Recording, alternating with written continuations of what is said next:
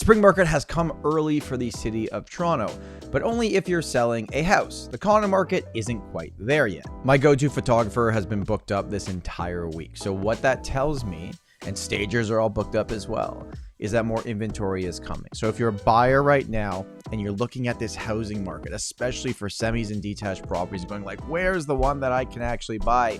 Hang tight, I think it's coming. My name's Tom Storey. Thank you for being back here on the channel. If you learned anything new today, all I ask is you hit that like button or subscribe and join our growing community. You can also book a call directly with me in the first link in the description. The March numbers are officially out, and let's go through them step by step. Okay, so I want to get started with a chart that's been my favorite to show off recently, and basically what it's showing is where Bank of Canada rate is at. Obviously, we know it's been at 5% since basically last summer, and then it's directly correlating to what prices have done. Now, if we come over here to beginning of January 2024, not a great month for average sale price. It went up in February and then went up a little bit as well in March.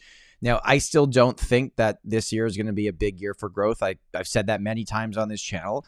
Most of the growth that you're seeing so far, because more expensive properties are selling, like detached and semi-detached houses, and the condo market is moving. It's getting better. It's much better than it was at the end of last year, but it's still playing catch up. Let's take a look at the year-over-year numbers. We had 6,500 sales happen in 2024. That was actually down about 4.5% during March of 2023. Now, March of 2023 was when the market was actually really starting to pick up until things changed in the summer. New listings, 13,000. So more listings, less sales than at the same point last year. Active listings, which makes sense as well because there was more listings, was up 23%. So overall inventory was up. But I would say with this figure here is like, I bet you most of that is condo inventory. Not a lot of that is freehold housing. So it might look like, oh my gosh, there's all these other listings available. There's more than there was last year. It's like, yes, technically that's true, but they're mostly going to be condos. So it's only going to impact you if you're a condo buyer. Your average price was $1,121,000, which was up a measly 1.3% from at the same point last year. And then your days on market is hovering. It's not that much different. So that's the year over year numbers. But what about the key data that we actually have to look at? So the sales were down year over year, and that's something that has to be acknowledged. If you look month over month, going from February to March, we had a 1% increase in average sale price for the entire Toronto Real Estate Board. What's more interesting to me is if you go back to January, prices were actually up 9.2% for average sale price in January versus average sale price in March. Does that mean anything? No, it doesn't mean anything yet. We've only had 3 months of this year to look at. Now let's look at the 4-month trend for different property types. Starting off with semi-detached properties, we're actually up about 10% since December. Now, I gave you the 4-month because December and January, like January actually went lower than December for most asset classes, just to show you exactly what's happened. So semis are seeing a lot of the big growth that's happening in the market right now, and you can see very clearly, they actually went down a little bit in average price from February to March. But that median price from where it was at the beginning of the year and the average price is up, and you are seeing more transactions actually happen every single month. Detached properties are seeing a lot of the action right now as well. Now, December and January was a little bit sluggish in terms of sales. You can see sales 371, 342.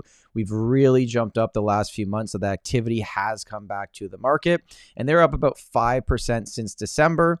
But if you actually look since January, because they dropped off significantly, they're up a lot more than that. But if we went back to December, they are up about 5%. Now, the condo market. So the condo market is up 2.8% since December. And it's basically the same as January because December numbers and January numbers were basically the exact same. And you're starting to see what happens in a normal real estate market year, that sales volume starts to pick up month over month. And that's not just happening with condos.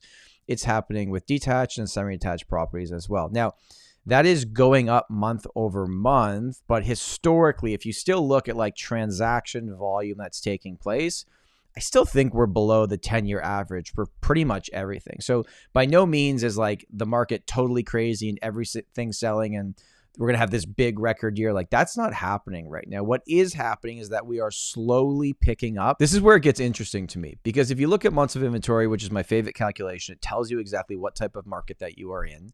And these numbers are just for the 416 area code, the city of Toronto. There is like just over 1 month of inventory for detached houses in the entire market. The absorption is happening so fast. That puts you very, very firmly in a hot seller's market. Semi-detached is under 1 month of inventory in the 416 area code right now. That's why they're up 10% from at the beginning of this year. And if you're looking at these numbers and think like, okay, well, when do you see price growth in the market? Well, typically at the months of inventory is under 2, you're going to see some level of price growth. If it's between 3 and 5, you're going to see prices kind of hover. And that's where condos stand, right? So you can see the difference in the market. Condos are in a balanced market. Semis are in a very hot seller's market, and detached is in a typical hot seller's market. So here's what's going on with inventory levels for condos in different areas. CO1 is the core of downtown, 4 months of inventory, balanced out market. You will not see price growth if condos continue to be at 4 months of inventory. I know they're up a little bit this year, but it's because comparing to the end of last year, that number was like 6 or 7. CO8, which is the east end of downtown, going from east of Yonge Street to the DVP, 5 months of inventory. What does that mean? It means 20% of condos are finding a buyer every single month. If we then go to Midtown at C10, it's a little bit lower. They're actually moving a lot quicker because there's less inventory there, about 2.6 months of inventory, which puts you in a pretty regular seller's market. I hope if you're watching this video, if you are someone looking to get into the market or someone looking to sell, these numbers kind of illustrated what's actually happening. Condo market is balanced, and unless something changes on interest rates or inventory, you're not going to see price growth in any meaningful way this year. If semi-detached homes and detached homes keep up at this low inventory level, you're going to see massive growth this year. It's going to be very, very competitive trying to be a buyer for those types of homes. What I do think is going to happen is the inventory will build a little bit more on the freehold side of the market, because I know a lot of people were waiting for April and May to list their properties, because that is typically the busiest time. What these numbers show me is that even at the interest rates we are at today, if the inventory level is low enough, then there's still enough demand to put pressure on prices here in the city of Toronto for freehold properties. If you look at the condo market, and we just did these numbers recently again, right now, it's almost 75% of downtown condo listings are vacant or tenanted. So the condo side of the market is investor heavy, and they don't like the interest rates right now, where the house side of the market is mostly owner occupied. That's why you're seeing the different numbers in different asset classes.